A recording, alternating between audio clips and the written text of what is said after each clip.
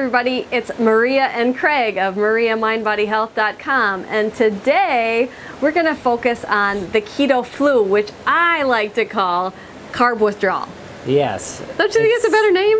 A big part of the process is that, yeah. But I have to tell you something super cool. This morning I was sitting here editing recipes for the Dr. Rosedale book that I'm doing, and I kept seeing whales. The sun wasn't even coming up over Hawaii yet, and the whales there was a mom and a baby, and so I took my paddleboard out there and I had to stop paddling because the baby came right up next to me. I started crying because it was just such a beautiful moment, and I just had to tell you that's what it's. And you know what's the cool thing about whales? They are keto while they're here. There's nothing for them to eat out here. Of course, the babies get breast milk, but when they mate here and they have their babies, there's nothing for them to eat. So they go back to Alaska to gorge on food. They fast well and they feast well. But anyway, let's get back to the Keto Flu and carb withdrawal. Yeah, we talked in the previous video about how to do keto right. So once you start this journey and this process, if you're brand new to it, so you've been eating, standard American diet or something, even paleo, you're gonna start seeing some things right away when you start going keto. The reason that is when you eliminate carbohydrates retain water in your body. This is why when you eliminate them, great benefits like lowered blood pressure, all of that starts to happen. But when you eliminate those carbohydrates, along goes a lot of water loss.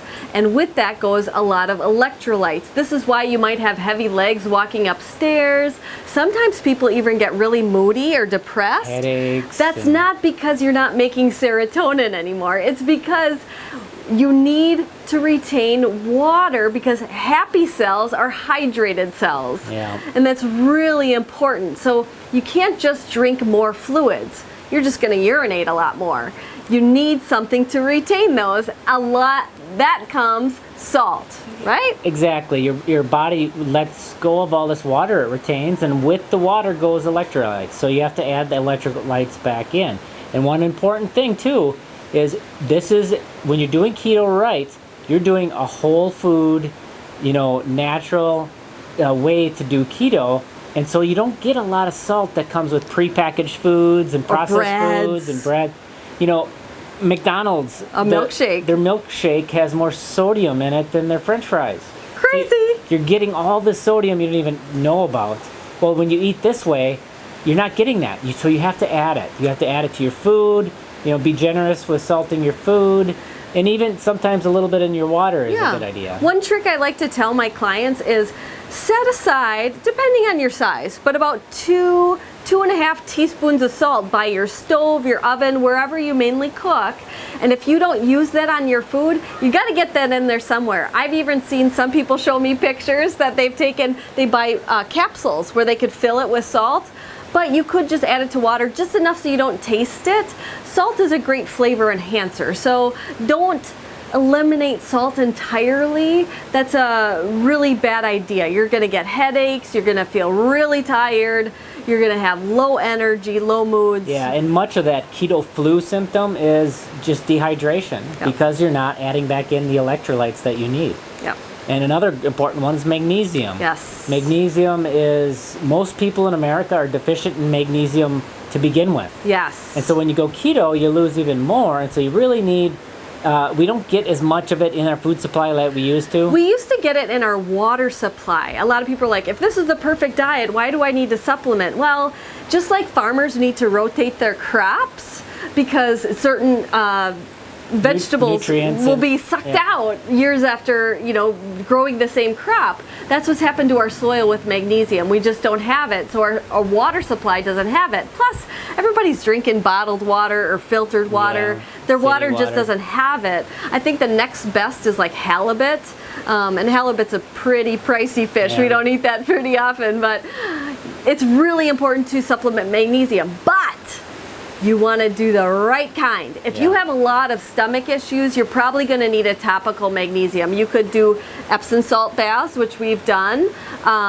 You could do a topical lotion or magnesium oil, which is great for kids.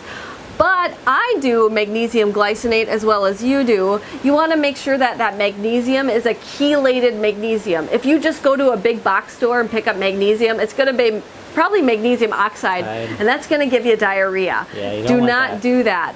If you have high blood pressure, the best thing for you to do is do about 400 milligrams of magnesium glycinate right away when you wake up. That's when blood pressure is naturally the highest. And then do another dose right before bedtime, another 400 milligrams. Some people find that to be too much. Some people find that not to be enough. So you have to find your balance. If you have a lot of sleep issues, magnesium glycinate is very calming, so you could do the whole dose right before bedtime. I do about 600 milligrams I magnesium. do about 400 in the evening. Everybody's different. It doesn't matter about your size. You'll find your tolerance with your stomach and all of that. And then the third electrolyte is potassium. Now you get, with this lifestyle, a lot of potassium in your diet. The beef and the animal proteins have a lot of potassium in them. Other things like avocados or spinach, some leafy greens. You do not need your potatoes or your bananas for potassium. Yeah. So you get quite a bit, and it's going to potassium in a supplement form is always kind of the third or last step that we would look to if you're really struggling with issues with leg cramps and stuff. Because you also have to be careful what your levels are. Adding potassium can and certain medications have potassium in them already. Interfere with certain medications. Check with your doctor. So just check with the doctor first. But that is the third electrolyte that you can address. But again, you get a lot from the diet. Yeah. But that's a way to get through that keto flu, which can happen in the first week or so, typically, of going keto. And going keto, there's really 3 phases to being ketogenic.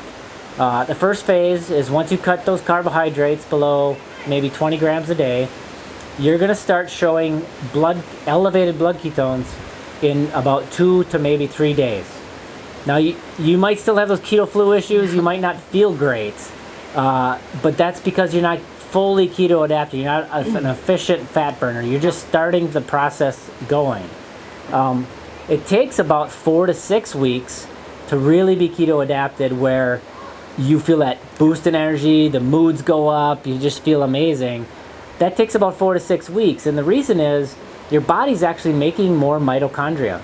It makes more mitochondria to better oxidize fat. Hold on, what are mitochondria? Mitochondria are these little powerhouses inside your cells that create energy. And so that's where you oxidize fat. So you want a lot of mitochondria. Yep. You want to know how to get more mitochondria? Eating keto is a big one, but also lifting heavy weights and exercising. Woo! So that's kind of phase 2, right? And you get there and you feel amazing. But there's something really interesting about keto is you continue to see improvements with time. 6 months, a year. We see this all the time from clients. They're like, I just suddenly feel even better, and I suddenly lost another 10 pounds.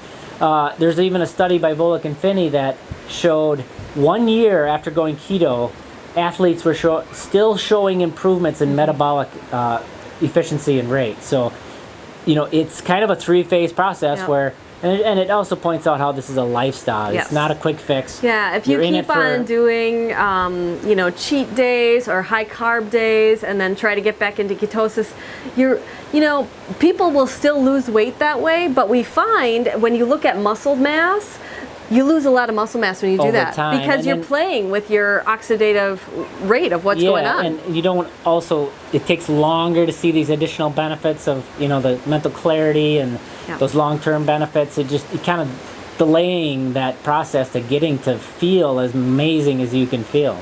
But there's so many yummy recipes out there. I mean, I feel like I'm cheating all the time. Yeah. I have ice cream just about every day. But with that said, to recap, let's talk about the keto flu. To beat that, make sure you stay very well hydrated. But you need to stay hydrated with making sure that you get your salt goal, right?